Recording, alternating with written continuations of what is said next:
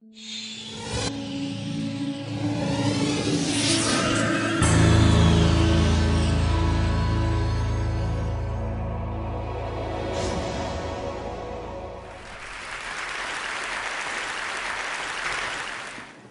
if you could record your life. Everything you said, everything you did, available in a perfect memory store at your fingertips. So you could go back and find memorable moments and relive them, or sift through traces of time and discover patterns in your own life that previously had gone undiscovered. Well, that's exactly the journey that my family began 5.5 years ago. This is my wife and collaborator, Rupal, and on this day, at this moment, we walked into the house with our first child, our beautiful baby boy. And we walked into a house with a very special home video recording system. Ready? Okay. This moment, and thousands of other moments special for us, were captured in our home because in every room in the house, if you looked up, you'd see a camera and a microphone. And if you look down, you'd get this bird's eye view of the room. Here's our living room, the baby bedroom, kitchen, dining room, and the rest of the house. And all of these fed into a disk array that was designed for continuous capture. So here we are flying through a day in our home as we move from sunlit morning through incandescent evening, and finally lights out for the day. Over the course of 3 years, we recorded 8 to 10 hours a day, amassing roughly 250,000 hours of multi-track audio and video. So you're looking at a piece of what is by far the largest home video collection ever made. I think that's clear. And what this data represents for our family at a personal level, the impact has already been immense, and we're still learning its value. Countless moments of unsolicited, natural moments, not posed moments, are captured there, and we're starting to learn how to discover them and find them. But there's also a scientific reason that drove this project, which was to use this kind of natural longitudinal data to understand the process of how a child learns language, that child being my son. And so, with many privacy provisions put in place to protect everyone who's recorded in the data, we made elements of the data available to my trusted research team at MIT so we could start teasing apart patterns in this massive data set, trying to understand the influence of social environments on language acquisition. So we're looking here at one of the first things we started to do. This is my wife and I cooking breakfast in the kitchen. And as we move through space and through time, a very everyday pattern of life in the kitchen, in order to convert this opaque 90,000 hours of video into something we could start to see, we use motion analysis to pull out, as we move through space and through time, what we call space-time worms.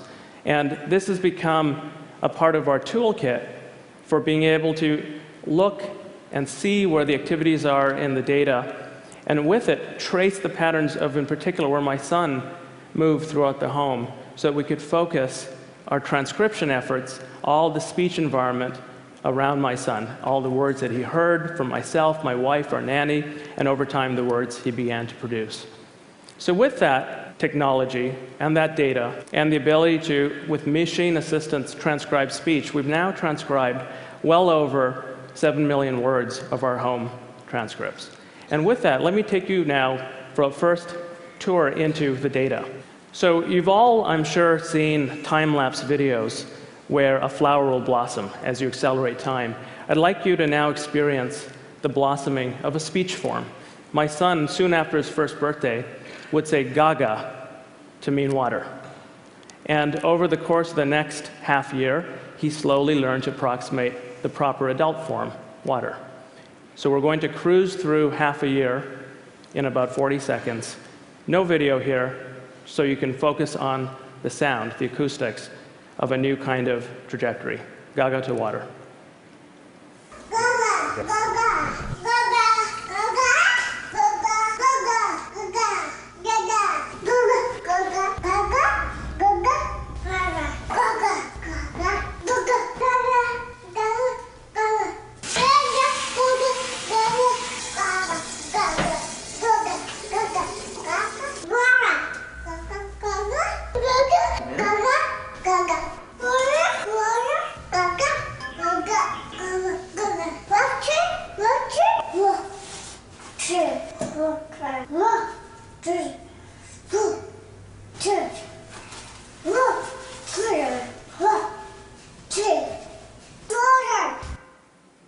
He sure nailed it, didn't he?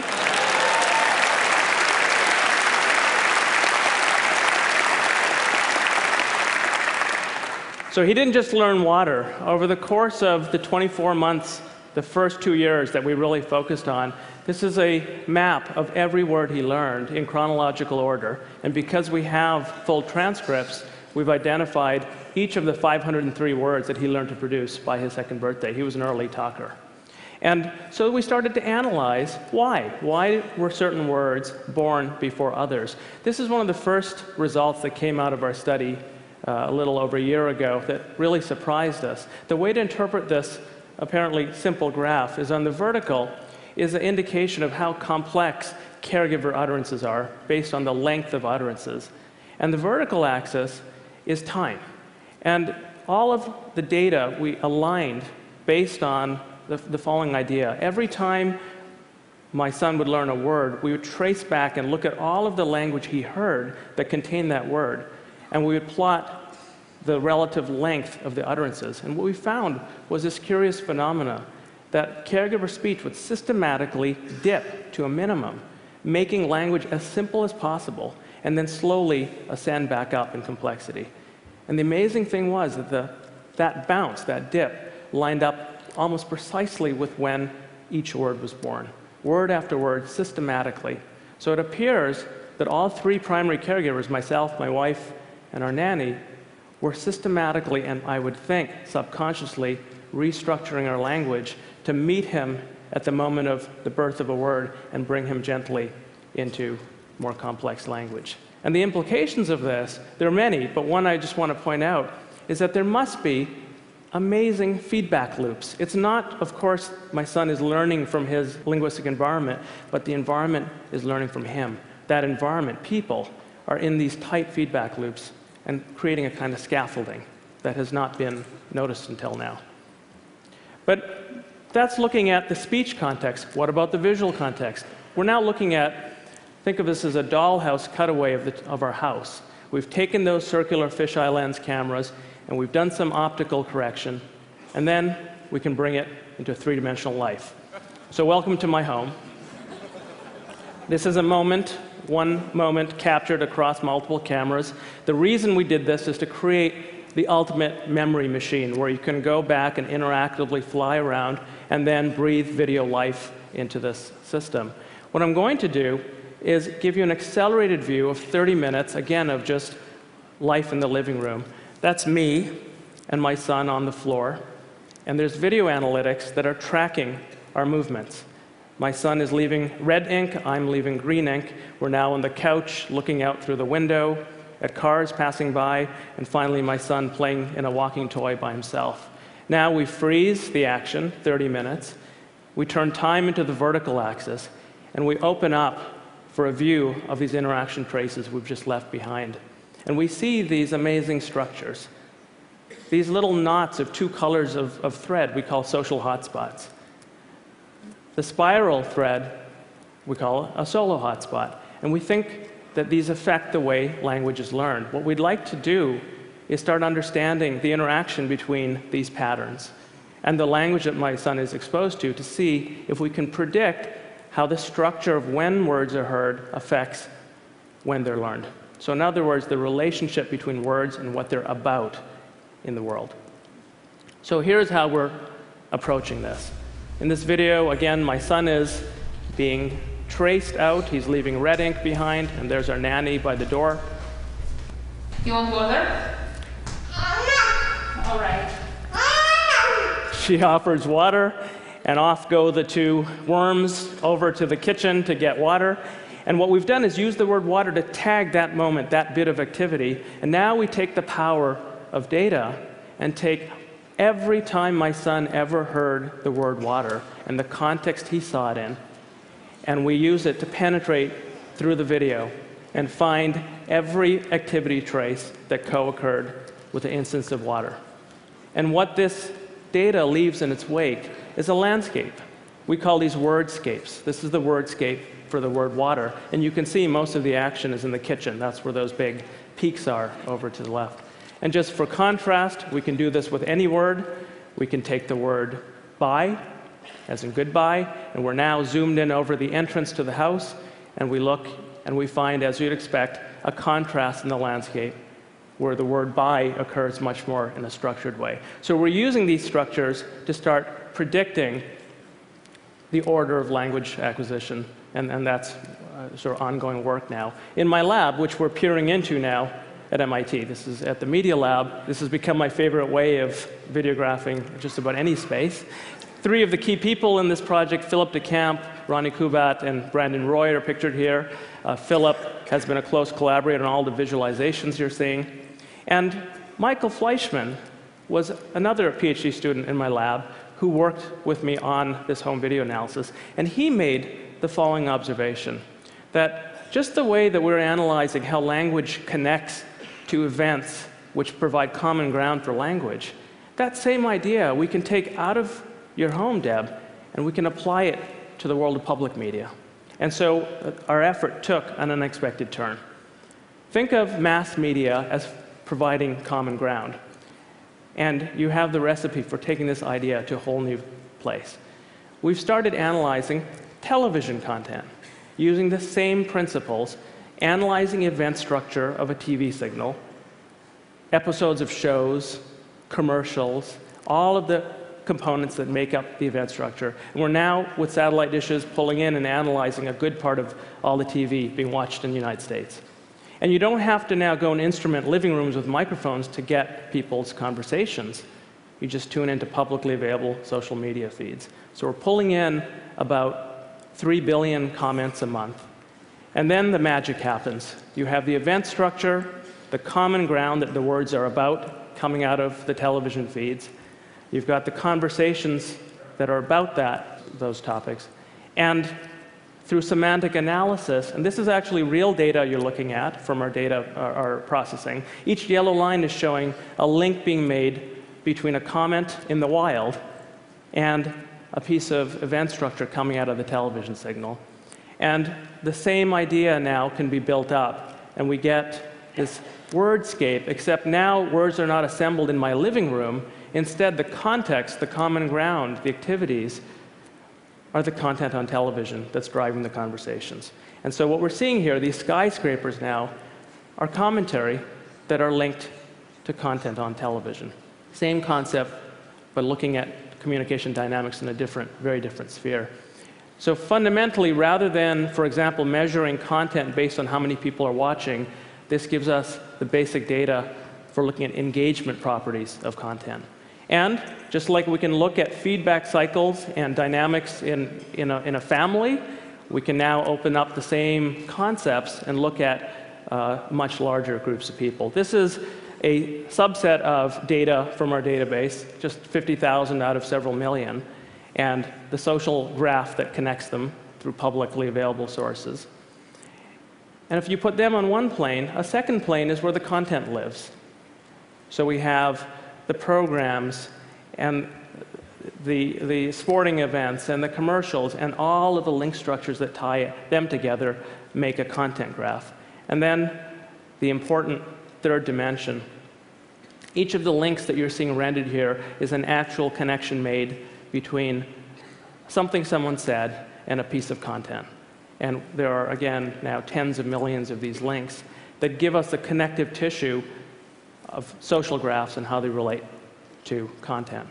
And we can now start to probe the structure in interesting ways. So if we, for example, trace the path of one piece of content that drives someone to comment on it, and then we follow where that comment goes and look at the entire social graph that becomes activated, and then trace back to see the relationship between that social graph and content, very interesting structure becomes visible. We call this a co-viewing clique, a virtual living room, if you will.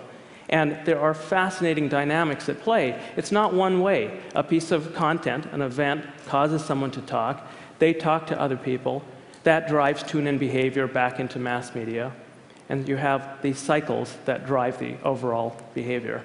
Another example, very different.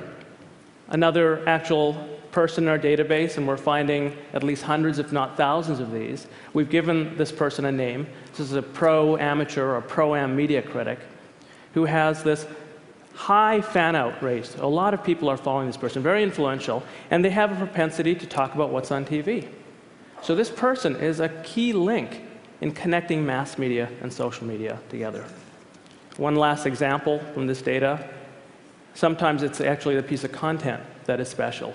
So if we go and look at this piece of content, President Obama's State of the Union address from just a few weeks ago, and look at what we find in the same data set at the same scale, the engagement properties of this piece of content are truly remarkable. A nation exploding in conversation in real time in response to what's on the broadcast. And of course, through all of these lines are flowing unstructured language. We can X-ray and get a real-time pulse of a nation, real-time sense of the social reactions and the different circuits in the social graph being activated by content. So to summarize, the idea is this. As our world becomes increasingly instrumented, and we have the capabilities to collect and connect the dots between what people are saying and the context they're saying it in, what's emerging is an ability to see new social structures and dynamics that have previously not been seen. It's like building a microscope or a telescope and revealing new structures about our own behavior around communication. And I think the implications here are profound, whether it's for science, for commerce, for government, but perhaps most of all, for us as individuals. And so just to return to my son, when I was preparing this talk, he was looking over my shoulder, and I showed him the clips I was going to show to you today, and I asked him for permission, granted. And then I went on to reflect, isn't it amazing? This entire database, all these recordings, I'm going to hand up to you and to your sister, who arrived 2 years later. And you guys are going to be able to go back and re-experience moments that you could never, with your biological memory, possibly remember the way you can now. And he was quiet for a moment, and I thought, what am I thinking? He's 5 years old. He's not going to understand this. And just as I was having that thought, he looked up at me and said, so that when I grow up, I can show this to my kids? And I thought, wow, this is powerful stuff. So I want to leave you with one last memorable moment from our family. This is the first time our son took more than 2 steps at once, captured on film. And I really want you to focus on something as I take you through. It's a cluttered environment, it's natural life. My mother's in the kitchen cooking, and of all places in the hallway, I realize he's about to do it, about to take more than 2 steps. And so you hear me encouraging him, realizing what's happening, and then the magic happens. Listen very carefully. About 3 steps in, he realizes something magic is happening. And the most amazing feedback loop of all kicks in, and he takes a breath in, and he whispers, wow. And instinctively, I echo back the same. And so let's fly back in time to that memorable moment.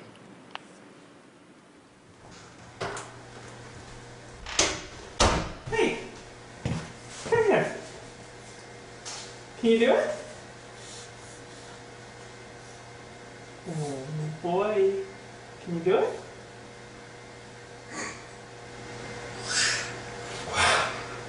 Now he's walking.